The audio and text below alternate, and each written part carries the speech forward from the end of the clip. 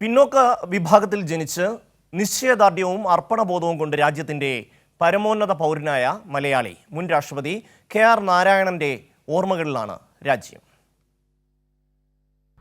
അധികാരത്തിന്റെ പുറംപോക്കുകളിൽ പോലും അവകാശമില്ലാതിരുന്ന പിന്നോക്ക വിഭാഗത്തിൽ ജനിച്ച ഒരു പയ്യൻ ഇന്ത്യൻ മഹാരാജ്യത്തിന്റെ രാഷ്ട്രപതി പദത്തിലേക്ക് നടന്നു നീങ്ങിയത് ഐതിഹാസികമായ ഉണർവോടുകൂടിയാണ് മലയാളി വീക്ഷിച്ചത്.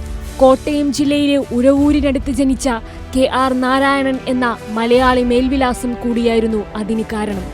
പട്ടിക്കും പൂച്ചയ്ക്കും നടക്കാവുന്ന വഴിയിൽ ഭ്രഷ്ട് കൽപ്പിക്കപ്പെട്ട ഒരു തലമുറയുടെ പിന്മുറക്കാരനിൽ നിന്ന് ജാതിവിവേചനം കൊടികുത്തി വാഴുന്ന ഒരു രാജ്യത്തിന്റെ പരമോന്നത പദവിയിലെത്തിയ ജീവിതയാത്രയായിരുന്നു കെ.ആർ. നാരായണന്റേത്.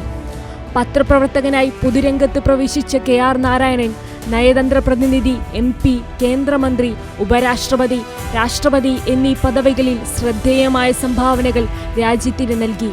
രാഷ്ട്രപതിയുടെ വിവേചനാധികാരം ക്രിയാത്മകമായി ഉപയോഗിച്ചും ജനപക്ഷത്തെ നിലയുറപ്പിച്ച അഭിപ്രായ പ്രകടനങ്ങളിലൂടെയും രാഷ്ട്രപതി സ്ഥാനത്തിന്റെ അന്തസ്സ് ഉയർത്താനും അദ്ദേഹത്തിന് കഴിഞ്ഞു.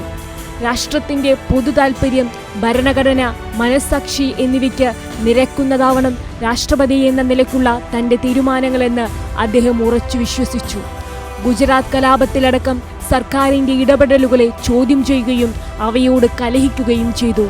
രാജ്യം വർഗീയതയിൽ മുങ്ങിത്താഴുമ്പോഴും നിശബ്ദമായി അവയ്ക്ക് കാവൽ നിൽക്കുന്നവരുടെ കാലത്ത് കെ.ആർ. നാരായണന്റെ ഓർമ്മകൾക്ക് പ്രസക്തിയേറുകയാണ്. CN Femina, Kairali news.